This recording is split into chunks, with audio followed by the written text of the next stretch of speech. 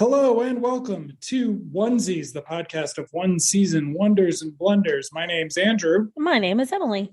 And this is season 3, which means we are talking about Automan. This episode is episode 2 of the podcast season and episode 2 of Automan, Staying Alive While Running a High Flash Dance Fever, which you did not think was going to involve disco dancing, but you were wrong. I was so excited about There's the disco so dancing. much disco dancing. Okay, so do you have your 3 things? Sure. I'm going to talk about what a great idea it is to learn social skills through 70s and 80s films. I would like to talk about Dickies and computers have X-ray vision. Okay, so I want to talk about pervert cursor. There's a couple things to talk about with him. An Apple II, and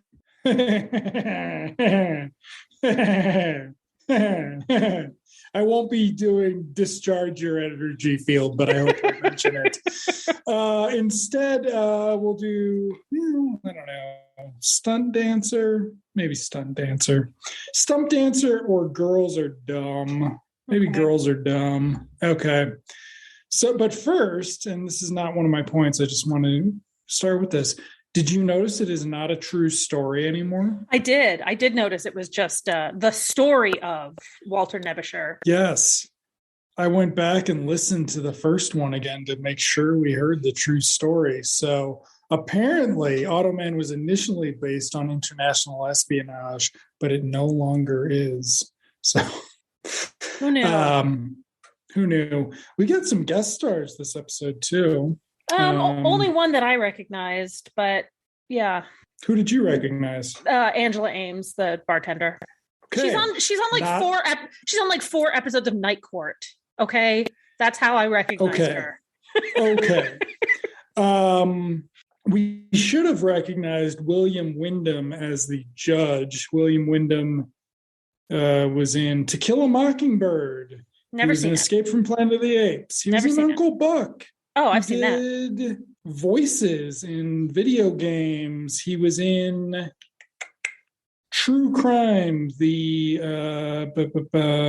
Clint Eastwood. He was in a bunch of stuff, and so he didn't really stand out. Who stood out, however, was Mary Crosby. Yes. Who was on Dallas. Yes. And she was in Ice Pirates. And she's not very good, but she's better than the regular girl, Heather McNair. And then the other guest star was Don Gordon. Don Gordon was a good friend of Steve McQueen's, so he has good roles in Steve McQueen movies, and otherwise he just has roles like in this one. But he's the main villain who comes in at the end, though he too has an interesting villain arc. He looks familiar. He looked familiar, yeah. But I didn't recognize the name. Yes. So this episode starts on the docks. We're back on the docks, right? We were at the docks in the first one. No, they were at an airport, weren't they? Oh, that's right. They were at an airport. Yeah, you're right. This is just another trope, another weird trope that they're using. Yes, where Lieutenant Jack is meeting an informant who wants to tell him about corruption. And it turns out that informant will be Mary Crosby, though we never see her face. It's very obviously Mary Crosby because this is a show for 8-year-olds. And then you have to watch a bunch of adults pretend they don't know what's going on. But interestingly enough, the captain who thinks that Wally is incompetent takes Wally along on this assignment. Yeah. And so, right, we've got the my first cursor perv moment here. So the bad guys kidnap the girl again. This happened in the pilot as well. And so while they're chasing her, Wally's like, hold on, I've got a better idea. I'm going to go call Automan, but he can't say that. Mm-hmm. So he goes and he finds a phone booth where he dials into the modem, and he is interrupted by ethnic pimp one. Yeah. Who has a car of girls with him. Now, when Automan arrives, Cursor gets there first. Cursor goes to the car, and there's a variety of racist characterization of the pimp, who's Hispanic, so it's okay. It's okay in 1983 to be. What am I talking about? It was, It's you'd be pretty racist toward Hispanic people. It's pretty bad. It's pretty bad. No worse than an episode of Family Guy that lays it out. But Cursor shows up, scares the pimp, goes over to the car, looks down the girls' dresses, then puts dollar signs over them in holograms so everybody knows they're whores. Yeah, that was pretty unsettling. Gross. It was really unsettling. It was gross. And then the girls run away, and the pimp runs away after he's been giving Desi a hard time for not knowing how to use a phone. Yes. And being an exposition. Not before Automan shows up and scares him as well. And also kind of mocks his accent, which is uncool from Automan. Maybe the only uncool thing from Automan in the episode. Like, Automan's pretty cool this episode. He's pretty cool, but also, let's come back to this because I find it difficult. This whole notion of Automan not knowing how to interact with the outside world because he's just a computer makes me wonder how was he programmed to be racist by Desi Arnaz Jr., who is of Hispanic heritage. Like, there's layers. Yes. It's a layered thing going on here. And there's he also gets called Nebish again over and over and over. Yeah. So they get in the auto car and they join the car chase where there's a whole thing where they have to tell the captain he's commandeered a car or something. Yeah, they've got the car chase sucks. Yeah. The car chase sucks again, which bummed me out. I was like, oh, this is going to be awesome. It's a cool car. Why isn't the auto car in any of the shots with the car chase? And then they do the same running off the road thing. So that was unfortunate. Yeah. I thought we were going to get an invisible car. Instead, we get the auto chopper. And then I love the auto. I love the auto chopper. I love it. The end. Have you seen Blue Thunder? No. I'm going to watch Blue Thunder. Do I? Yeah.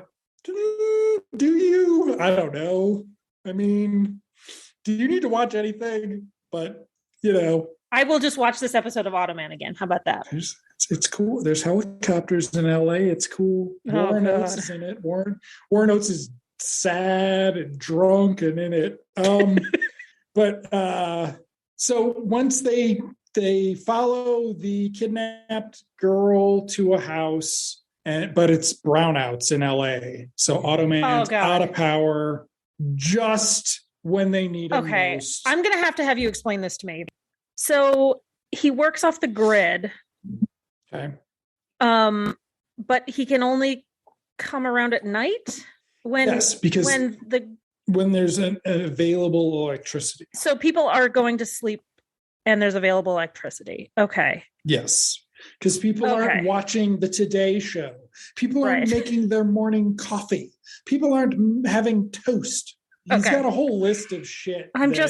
Every time Automan browns out, he's got a list of shit that people do during the day. I get confused because then they go to Las Vegas and they have their own grid, but all of that power is being used by flashing lights and everything. The casino's got an independent power supply.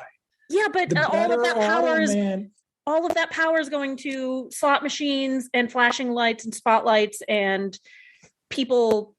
I don't know. I'm confused. Okay. Maybe Power Man steals the power. Maybe he steals the power from other rooms. Okay. Unused rooms. Who knows? Okay. Who knows? We're not electrical engineers like Glenn A. Larson, who wrote this episode. Okay.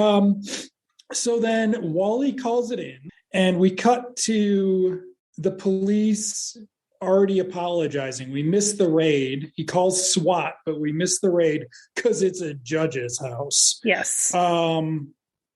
And so everybody's like, Wally, you got it wrong. All limos look alike. What's wrong with you, dummy?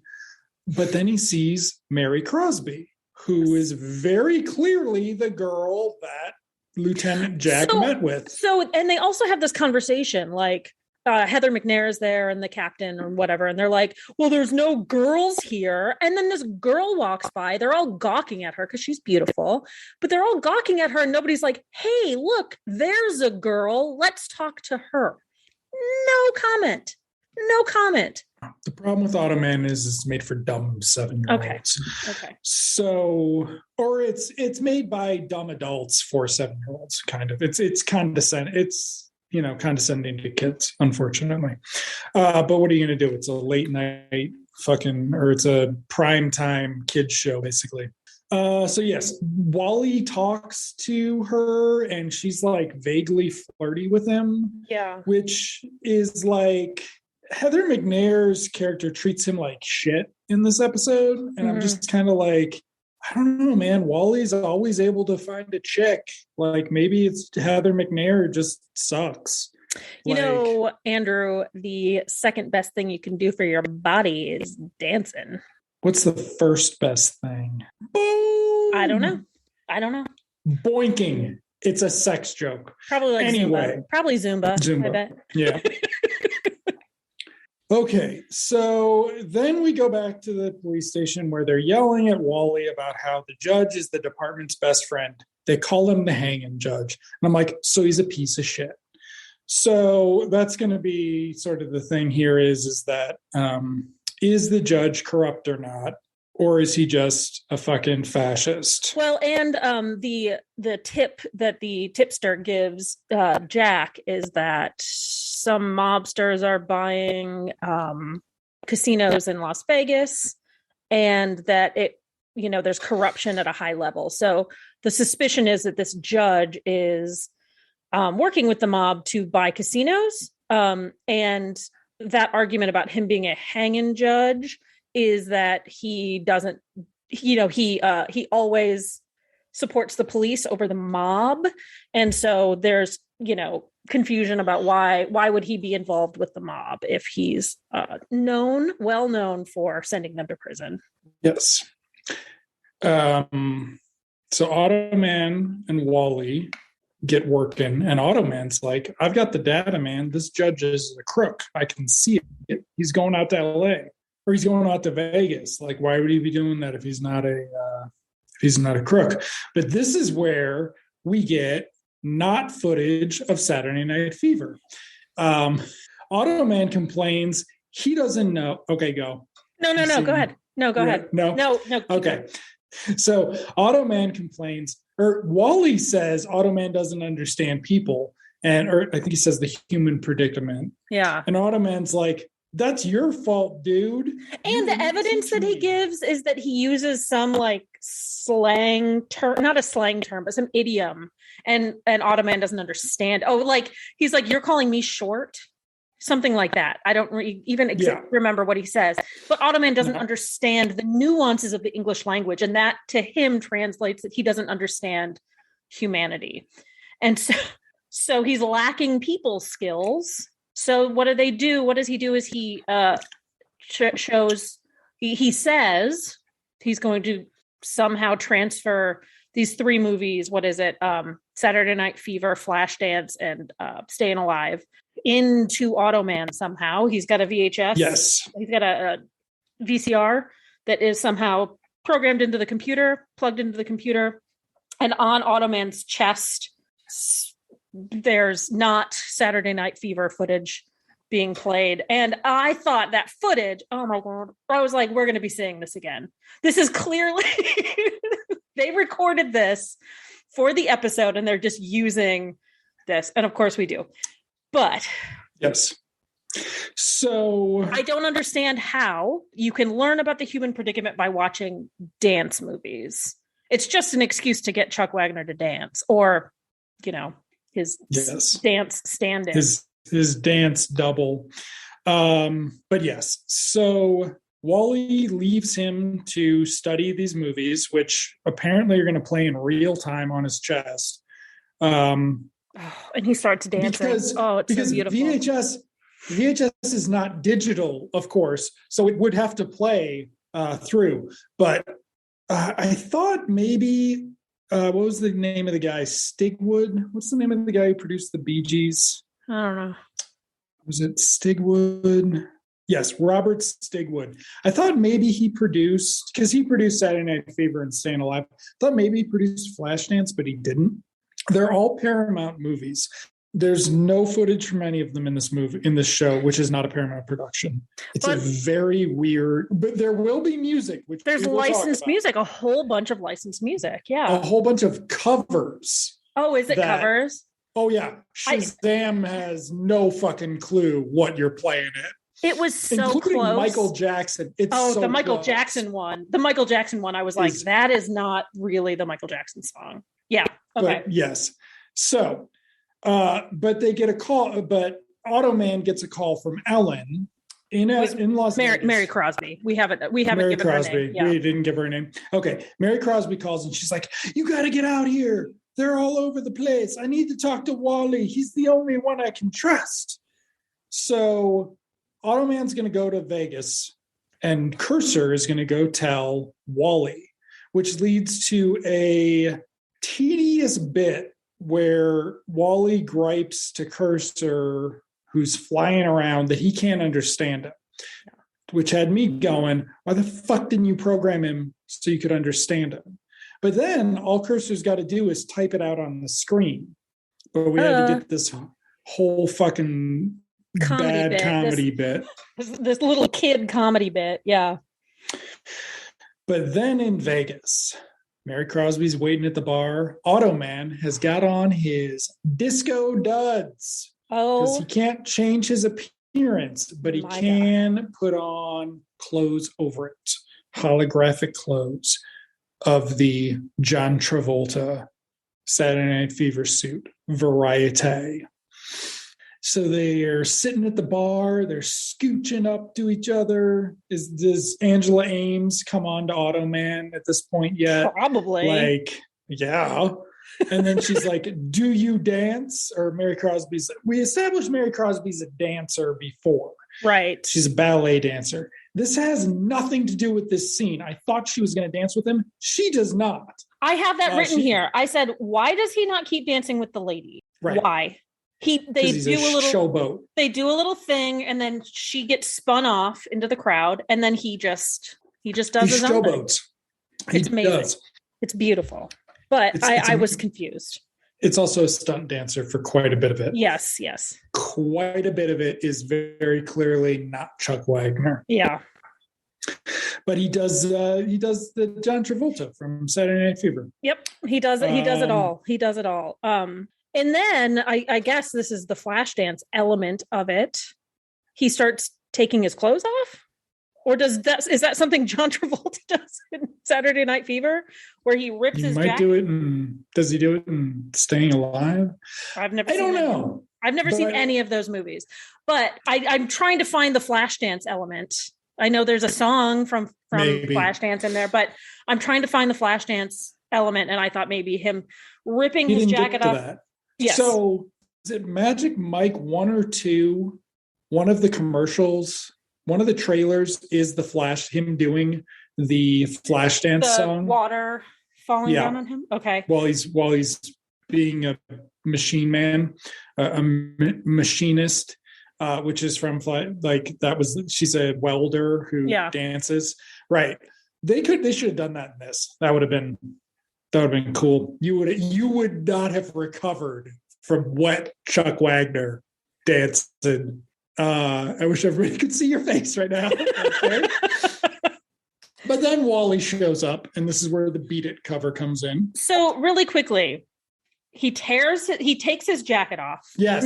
Before that, he grabs at his chest and pulls off what must be a dickie of the black shirt with the collar and the tie.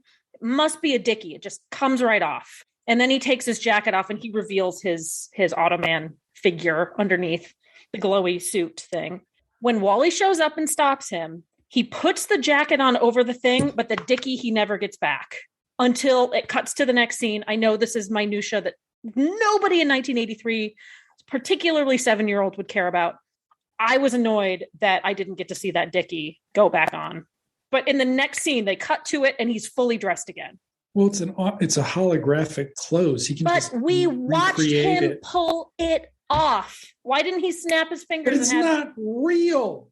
It should have disappeared. We missed that continuity. How can Superman fly, Emily? How can Superman propel himself constantly through the air?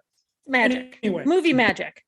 It's movie magic. But that dickie was great. That was so funny. I don't know why I thought that was so funny, because it's like a stripper. I mean, it's like tearaway clothes. I mean, it was so great. Anyway. Hopefully you will get a Chippendales tie-in before the end of this series. So, Wally shows up and they fight. Wally's they bicker. Yeah. But they're going to go meet Mary Crosby in her hotel room, where she's going to give them all the numbers to prove that the judge is corrupt. And this is where Automan complains that some of the problem is Wally didn't program him right. Like, what's Automan's sign? You should have programmed me for that so I could talk to people about it. What is Automan's sign? Yeah.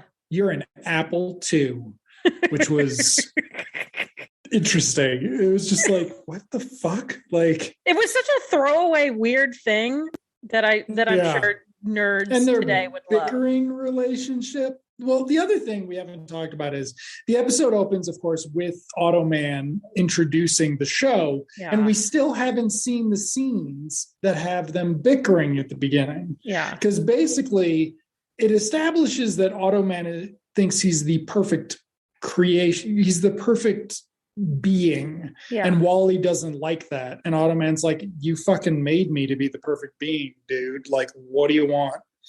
Okay. So in the hotel room, they do we have established that the bad guys are in the hotel following them around. Yeah. And they know that they're going to her room. So she's in danger. Except after she gives them the notebook with all the account numbers and Automan memorizes it, we find out she's actually working for the bad guys. Yeah. But it doesn't matter, because then we have a scene with Don Gordon, who's the big bad guy. He's the casino owner, who's like, you got to kill her off, man. Like, she's been in the episode long enough. So Automan's going to talk to a slot machine about something.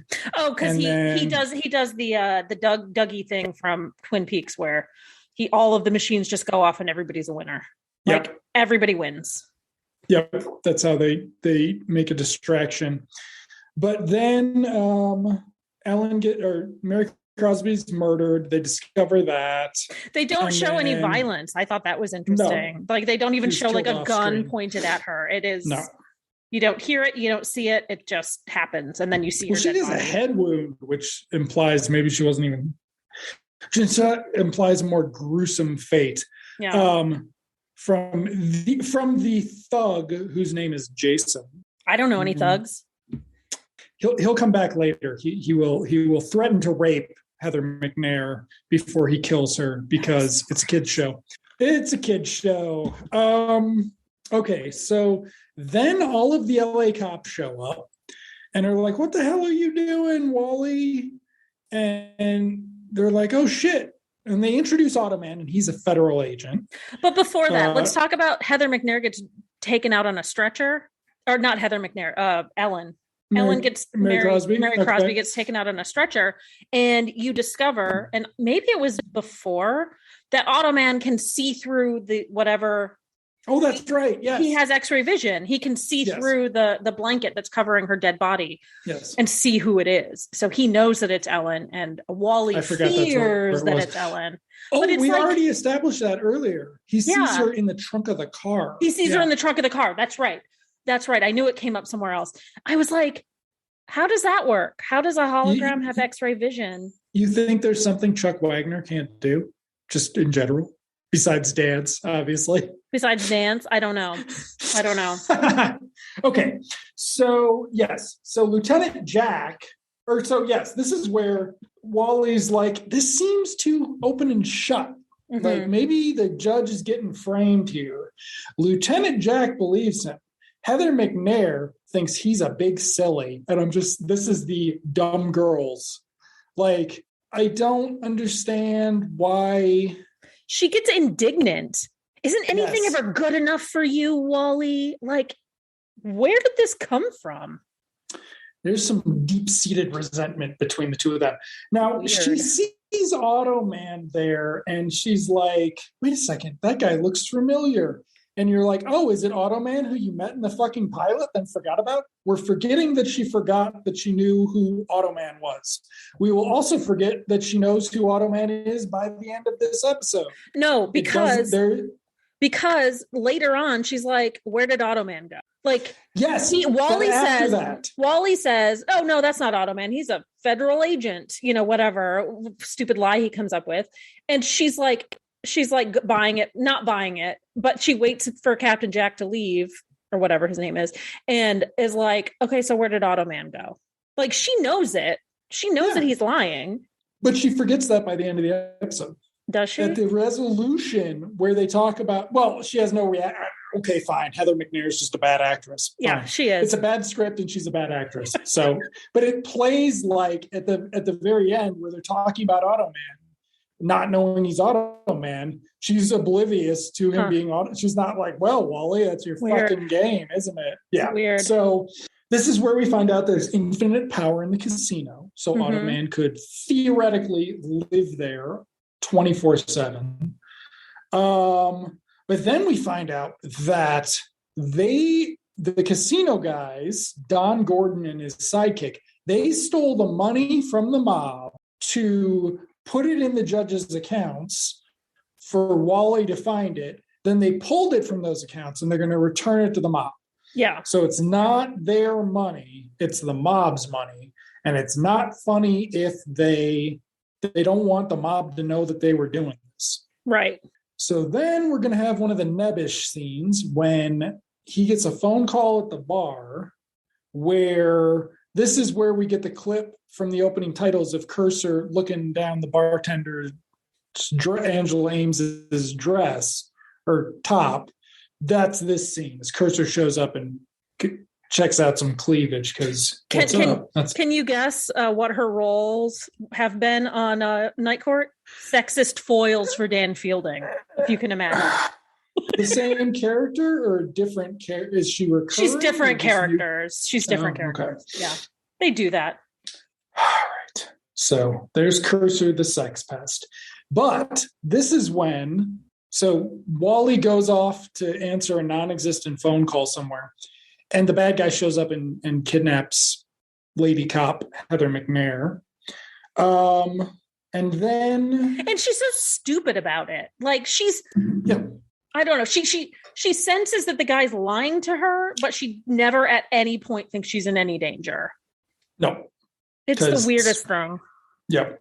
So Wally gets back, finds out she's gone. Somehow Automan comes back. They go up to Don Gordon's room because they're like, he's got a room in the hotel. Yeah. That's where the bad guy lives.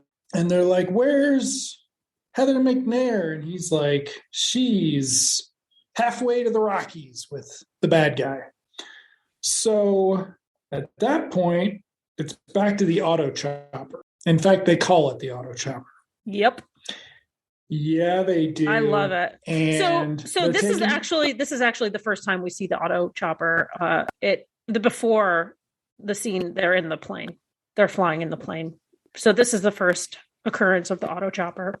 And I wrote autocopter because I think autocopter is funnier. Wait, they were in the plane at the beginning? Yeah. Of this episode? Yeah. Yeah. But the autocopter is way cooler. I would take the autocopter over the plane. So, so they're going to intercept. They take Don Gordon with them, establishing this recurring pattern of taking one of the bad guys with you. Yeah.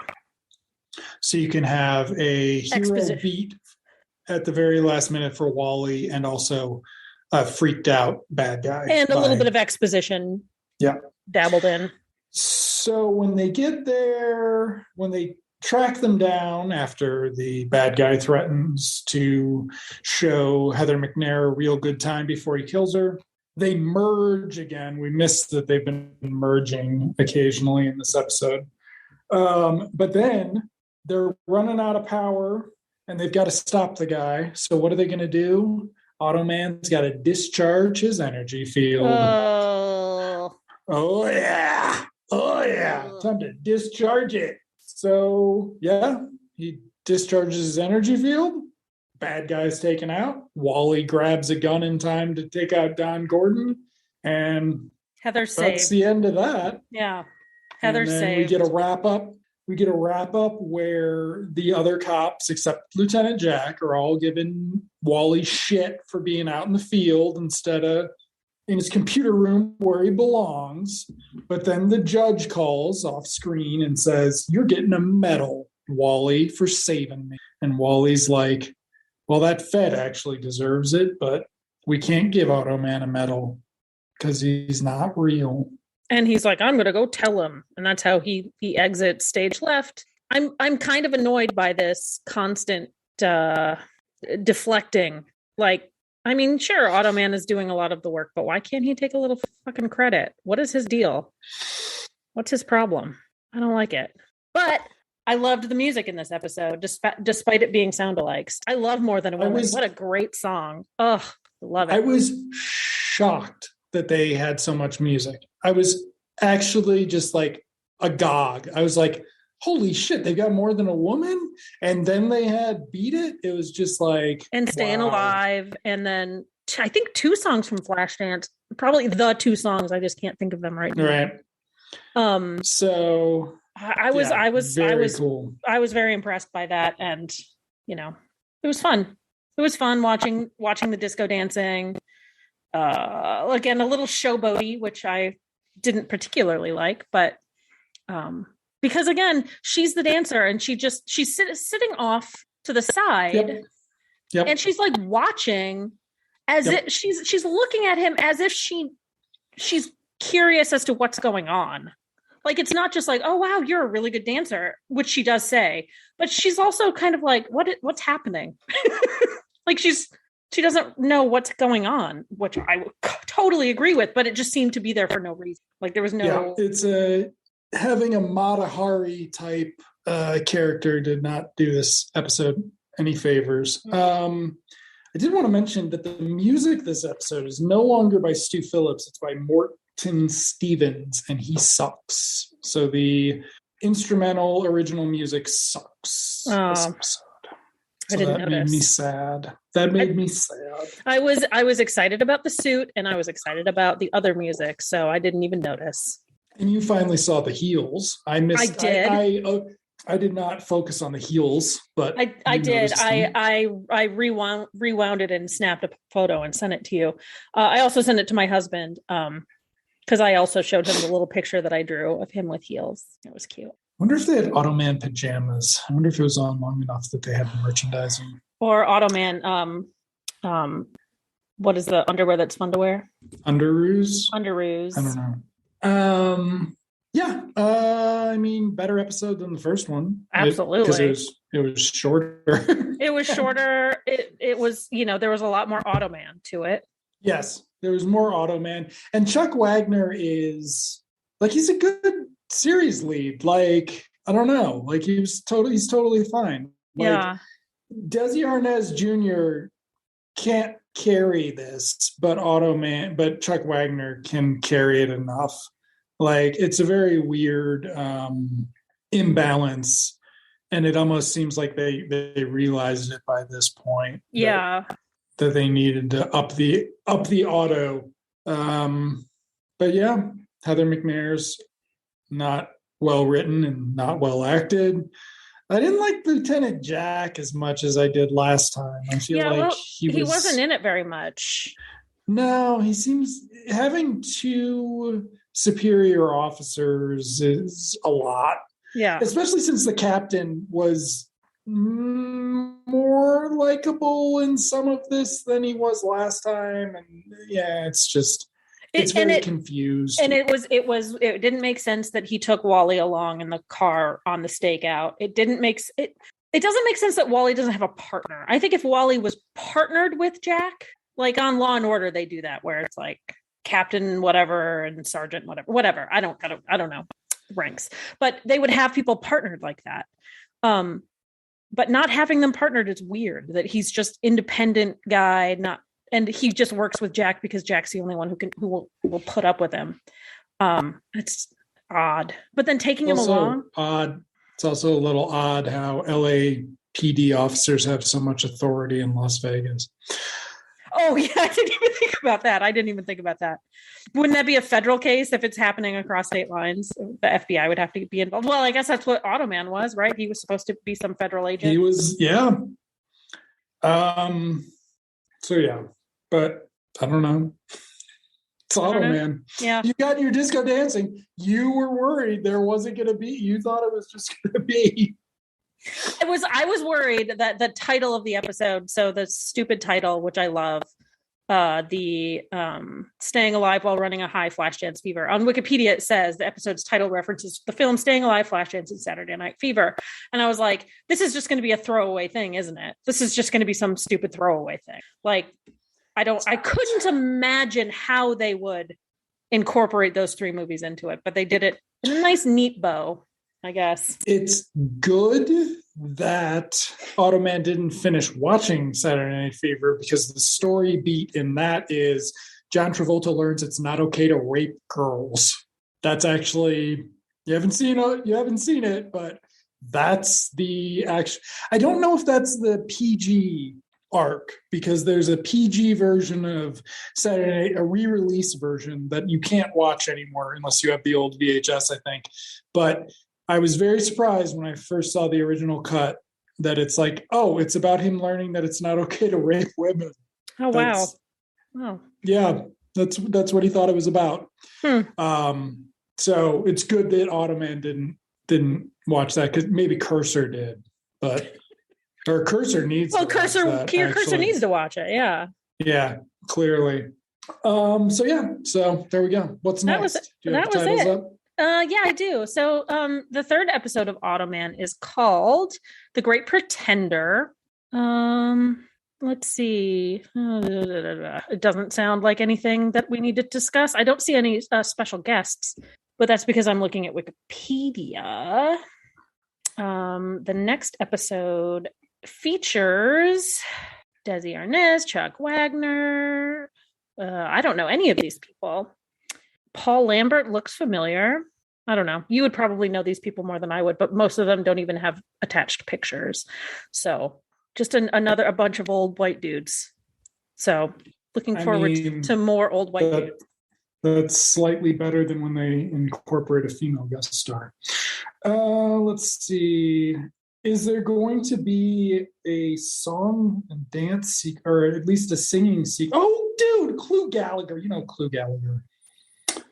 Or Gallagher. How do you pronounce it? Anyway, Clue Gallagher. And then Andrea Howard, who has she's going to be your girl guest star because she was in, okay, we'll have to see. According to IMDb, her trademark is short blonde hair. So we will have to see if she has her short blonde hair in this. But apparently she was in some Jaws ripoff at some point. Oh, fun. Based on looking at IMDb for 2 seconds. It's not a Jaws. It's not a Jaws porn parody, is it? I don't know, but look at the movies Angela Ames made in the late 70s. Yeah, I know. She's one of those. Okay. So there we go. Excellent. Automan episode 2 is in the books, folks. Next week, episode 3, The Great Pretender. See you then. Thank you. Thanks for listening. Bye.